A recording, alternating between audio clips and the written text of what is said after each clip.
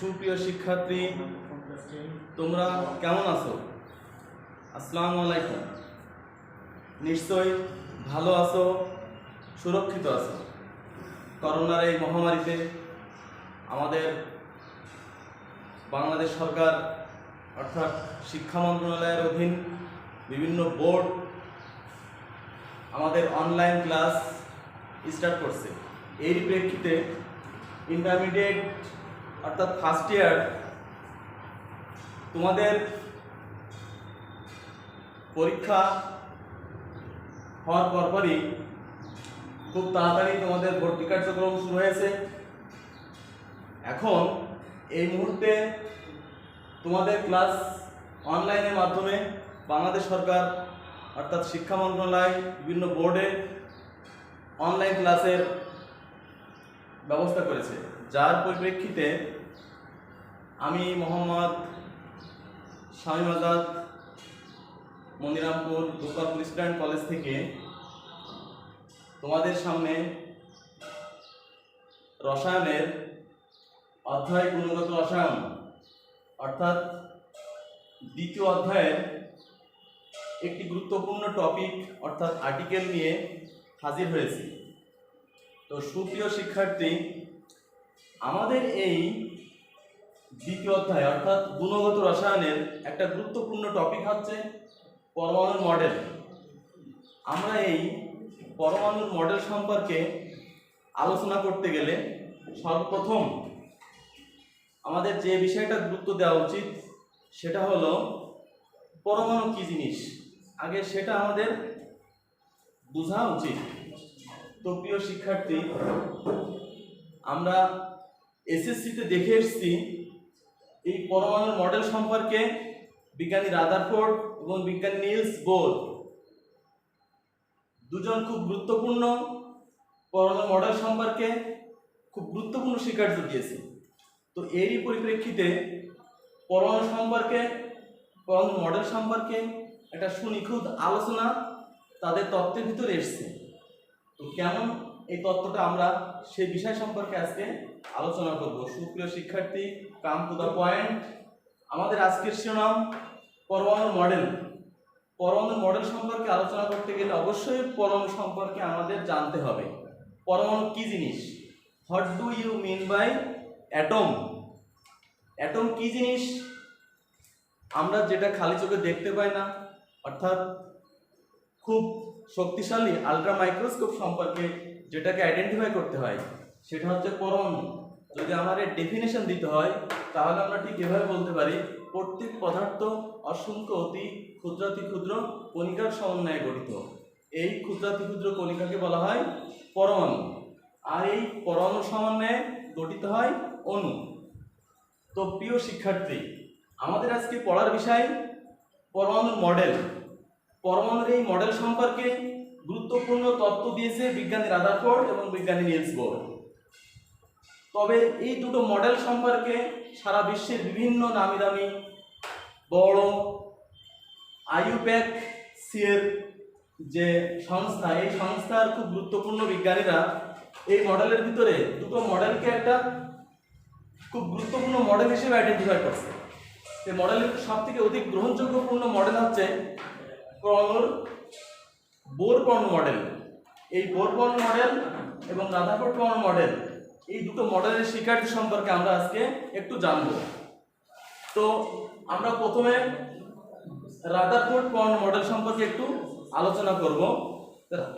Rutherford পরমাণু মডেলে বিজ্ঞানী রাদারফোর্ড বলছে এই মহাবিশ্ব অর্থাৎ সৌরজগতের চারিদিকে বিভিন্ন গ্রহগুলো যেমন ঘুরে বেড়ায়, পরমাণুতেও ঠিক তদ্রূপ ইলেকট্রনগুলো নিউক্লিয়াসে একটা নির্দিষ্ট শক্তি স্তরে এরা ঘুরে ঘুরে ঘুরে ঘুরে তাদের শক্তি বিকিরণ করে কেন্দ্রে পতিত হয়।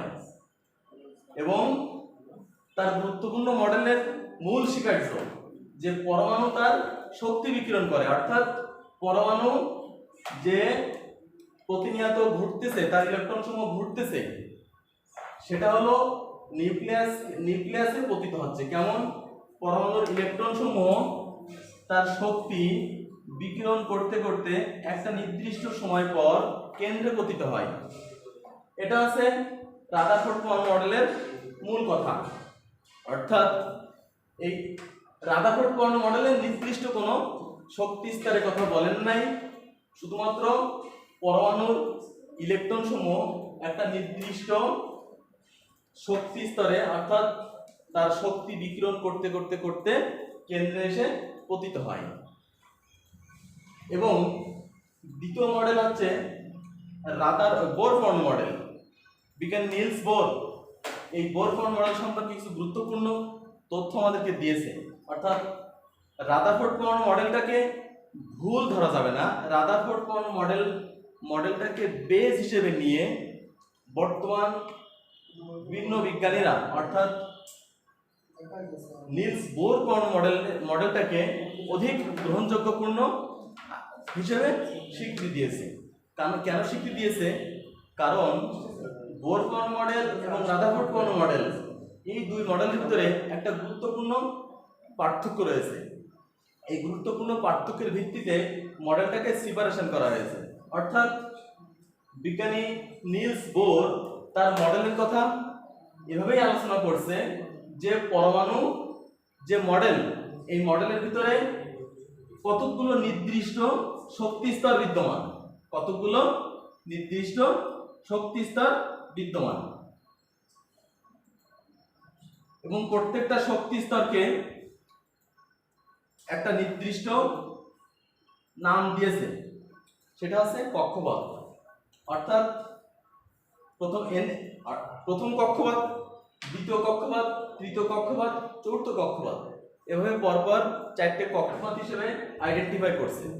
অর্থাৎ পরমাণুর ইলেকট্রন সমূহ নিউক্লিয়াসের একটা নির্দিষ্ট শক্তি স্তরকে কেন্দ্র করে to be continue by rotation, অর্থাৎ প্রতিনিয়ত নিউক্লিয়াসের কেন্দ্রে প্রোটনের আকর্ষণে এই ইলেকট্রনগুলো সুনির্দিষ্ট কক্ষপথে প্রতিনিয়ত ঘুরতেছে। কেমনভাবে ঘুরতেছে? এটা আমাদের সাধারণ আমরা এটা দেখতে পাই না। আলট্রা মাইক্রোস্কোপ অতি সূক্ষ্ম আণুবীক্ষণিক যন্ত্রের মাধ্যমে যদি আমরা এটা দেখতে পাই, তাহলে দেখতে পাই যে পরমাণু একটা নির্দিষ্ট শক্তি স্তরে তার নির্দিষ্ট ইলেকট্রন সমূহ নিউক্লিয়াসের প্রোটনকে কেন্দ্র করে প্রতিনিয়ত ঘটছে এবং প্রত্যেকটা শক্তি স্তরকে একটা নির্দিষ্ট কক্ষপথ হিসেবে আইডেন্টিফাই করা হয়েছে। প্রথম কক্ষপথ, দ্বিতীয় কক্ষপথ, তৃতীয় কক্ষপথ, চতুর্থ কক্ষপথ। যদি ইলেকট্রন কোনো কারণে শক্তি শোষণ ঘটে, যদি এই বোর পরমাণু মডেলের কোনো একটা শক্তি স্তরের কোনো কারণে যদি ইলেকট্রন শক্তি শোষণ করে, তাহলে নিম্নতম শক্তি স্তর থেকে উচ্চতম শক্তি স্তরে ধাপান্তরিত হয় এবং দ্বিতীয় শক্তি স্তর থেকে যদি একটা ইলেকট্রন শক্তি শোষণ করে, তাহলে দ্বিতীয় শক্তি স্তর থেকে তৃতীয় শক্তি স্তরে ধাপান্তরিত হয়।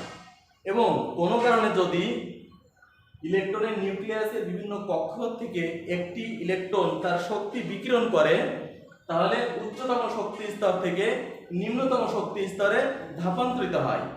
অর্থাৎ সর্বশেষ কক্ষপথ থেকে যদি একটি ইলেকট্রন তার শক্তি বিকিরণ করে, তাহলে শেষ কক্ষপথ থেকে পরের কক্ষপথে ইলেকট্রন শক্তি বিকিরণ করে। অর্থাৎ এই দুটো শক্তির বিকিরণকে ডেল ই দ্বারা বিজ্ঞানী নিলস বোর আইডেন্টিফাই করছে। কি দ্বারা? প্রিয় শিক্ষার্থী, ডেল ই দ্বারা আইডেন্টিফাই করছে। আর শক্তি যদি শোষণ ঘটে, তাহলে নিম্ন শক্তি স্তর থেকে উচ্চ শক্তি স্তরে ধাপান্তরিত হবে। আর শক্তি যদি বিকিরণ ঘটে, তাহলে উচ্চতম শক্তি স্তর থেকে নিম্নতম শক্তি স্তরে ধাপান্তরিত হবে। এবং এই দুটো শক্তি স্তরে একটাকে যদি ই1 এবং অন্যটিকে যদি ই2 হিসেবে আইডেন্টিফাই করা হয়, তাহলে শক্তির ডিফারেন্স হবে ডেল ই। অর্থাৎ ডেল ই দ্বারা শক্তির পার্থক্য বোঝা হয়। অর্থাৎ ডেল ই কে আমরা ই2 মাইনাস ই1 এই সমীকরণ অর্থাৎ এই ইকুয়েশন হিসেবে আমরা ফোকাস বা আইডেন্টিফাই করতে পারি। তো সুপ্রিয় শিক্ষার্থী, একটা গুরুত্বপূর্ণ কথা এখানে আমাদের থেকে গেছে, সেটা আমরা যদি দেখতে চাই, তো সেটা হচ্ছে কি, যদি কোনো শক্তি স্তরে ইলেকট্রন শোষণ বা বিকিরণ ঘটে, তাহলে এক শক্তি স্তর থেকে অন্য শক্তি স্তরে তার ট্রান্সফার ঘটে। তো সুপ্রিয় শিক্ষার্থী, একটা গুরুত্বপূর্ণ এই মডেলে বিজ্ঞানী নিলস বোর আলোচনা করেছে বর্ণালী। বর্ণালী এই টপিক সম্পর্কে গুরুত্বপূর্ণ তথ্য দিয়েছে। তো বর্ণালী কি জিনিস, এটা বিজ্ঞানী নিলস বোর তার শক্তির শোষণ এবং বিকিরণের মাধ্যমে তিনি আইডেন্টিফাই করছেন। তো সুপ্রিয় শিক্ষার্থী, তোমরা যদি বর্ণালী অর্থাৎ বর্ণালীর ডেফিনেশনটা যদি পড়ে, তাহলে তোমরা ঠিক এভাবে বলবা যে পরমাণুর নিউক্লিয়াসে যখন বিভিন্ন শক্তি স্তরে ইলেকট্রনগুলো সুনিখুঁত বা সুনিয়ন্ত্রিতভাবে প্রতিনিয়ত ঘুরতেছিল, এই ঘুরতে ঘুরতে যদি কোনো একটা ইলেকট্রন তার শক্তি শোষণ করে, তাহলে নিম্নতম শক্তি স্তর থেকে উচ্চতম শক্তি স্তরে ধাপান্তরিত হবে। এই ইলেকট্রন নিম্নতম শক্তি স্তর থেকে উচ্চতম শক্তি স্তরে ধাপান্তরিত হওয়ার সময় তার পশ্চাতে বা প্রতিপাশে একটি চিহ্ন এঁকে দিয়ে যায়, যে চিহ্নকে বলা হয় বর্ণালী। যেমন এটা কেমন, আমরা যদি ছোট্ট একটা এক্সাম্পল দিই, তাহলে আমরা খুব সহজে বুঝতে পারবো। যেমন আমাদের এই পারিপার্শ্বিক জীবনে চলার পথে কেউ অ্যাক্সিডেন্ট করে, কারো হাত ভেঙে যায়, পা ভেঙে যায়, তখন আমরা কি করি, এক্স রে অর্থাৎ রঞ্জন রশ্মির মাধ্যমে আমরা সেই ফ্র্যাকচারের জায়গায় আমরা রেডিও অ্যাক্টিভিটি অর্থাৎ তেজস্ক্রিয় রশ্মি সেখানে অ্যাপ্লাই করি। এই তেজস্ক্রিয় রশ্মি একটা নিউক্লিয়াসের ইলেকট্রন, এই ইলেকট্রন যদি আমরা কোষের উপরে অ্যাপ্লাই করি, তাহলে কোষ ভেদ করে সেখান থেকে অন্য পাশ দিয়ে বের হয়ে যাবে এবং একটা ফটোগ্রাফিক প্লেট সেখানে দিয়ে দেওয়া হয়। সেই ফটোগ্রাফিক প্লেটের উপরে ওই ইলেকট্রন যে এক শক্তি স্তর থেকে অন্য শক্তি স্তরে ট্রান্সফার হলো, সেখানে একটা সে চিহ্ন এঁকে দিয়ে যায়। সেটা কেমন সহজে আমরা বুঝতে পারি, যদি আমরা কোনো একটা কাদা রাস্তায় অর্থাৎ কোনো একটা ওপেন ফিল্ডে কাদা হয়ে গেছে, আমরা যদি সেই রাস্তা দিয়ে কোনো মানুষ হেঁটে যায়, তাহলে তার পদচিহ্ন অর্থাৎ পায়ের চিহ্ন সেখানে পড়ে যায়। তা ঠিক তেমনই এই নিউক্লিয়াসের ইলেকট্রনগুলো যদি এক শক্তি স্তর থেকে অন্য শক্তি স্তরে যায়, তা আমরা তো অত মানুষের মতো ইলেকট্রন তত বড় না, এটাকে আমরা আল্ট্রা মাইক্রোস্কোপ থেকে দেখবো। এই কারণে এই ইলেকট্রন যখন এক শক্তি স্তর থেকে অন্য শক্তি স্তরে যাবে, তখন ঠিক সেও ওই মানুষের মতো একটা পদচিহ্ন এঁকে দিয়ে যাবে। তো এটা তো এমনি এমনি এই এক শক্তি স্তর থেকে অন্য শক্তি স্তরে শক্তি ট্রান্সফার ঘটানো যায় না, একে অবশ্যই বাইরে থেকে শক্তি অ্যাপ্লাই করতে হবে। যদি বাইরে থেকে শক্তি অ্যাপ্লাই করা যায়, তাহলে পরমাণু তার শক্তি স্তরের শেষ শক্তি স্তরে ইলেকট্রন ট্রান্সফার ঘটাবে। আর কোনো কারণে যদি এই পরমাণুর আকর্ষণ থাকে তীব্র কোনো মৌল, যে পরবর্তী কোনো সেল থেকে বা ইলেকট্রন সে গ্রহণ করে, তাহলে ওই শক্তি স্তর থেকে যদি ইলেকট্রন গ্রহণ করে নিয়ে আসে, তাহলে ইলেকট্রন সমূহ অবশ্যই অর্থাৎ পরমাণুর মডেল সমূহ যে কোনো একটা পরমাণু অর্থাৎ একটা মৌল একটা ইলেকট্রন গ্রহণ করে উচ্চতম শক্তি স্তর থেকে শক্তির বিকিরণ ঘটিয়ে নিম্নতম শক্তি স্তরে ধাপান্তরিত ঘটাবে। অর্থাৎ ইলেকট্রন যখন এক শক্তি স্তর থেকে অন্য শক্তি স্তরে ধাপান্তরিত হবে, যদি শক্তির শোষণ ঘটে তাহলে নিম্ন শক্তি স্তরে উচ্চ শক্তি স্তরে, এবং শক্তির বিকিরণ ঘটে তাহলে উচ্চতম শক্তি স্তর থেকে নিম্নতম শক্তি স্তরে ধাপান্তরিত হবে। ঠিক এভাবেই ওই আসা এবং যাওয়া, ঠিক এর মাঝে ইলেকট্রন যেহেতু ট্রান্সফার ঘটতেছে, তো ঠিক তার পিছনে বা পশ্চাতে একটি প্রতিভাস বা একটি চিহ্ন এঁকে দিয়ে যাবে। সেই চিহ্নকে বর্ণালী হিসেবে আইডেন্টিফাই করছে বিজ্ঞানী নিলস বোর। তো প্রিয় শিক্ষার্থী, নিলস বোর, রাদারফোর্ড এবং নিলস বোর দুই বিজ্ঞানী খুব সুনিখুঁত তত্ত্বীয়ভাবে পরমাণুর এই মডেলটা আলোচনা করছে, একটা রাদারফোর্ড একটা বোরফোর্ড মডেল। তো প্রিয় শিক্ষার্থী, তোমাদের রাদারফোর্ড এবং বোরফোর্ড মডেল যতটুকু আলোচনা তোমরা শুনলে, এই আলোচনার পরিপ্রেক্ষিতে তোমরা অবশ্যই আইডেন্টিফাই করতে পারবে যে এই দুটো মডেলের ভিতরে কম্পারেটিভলি কোন মডেলটি বেশি গ্রহণযোগ্য।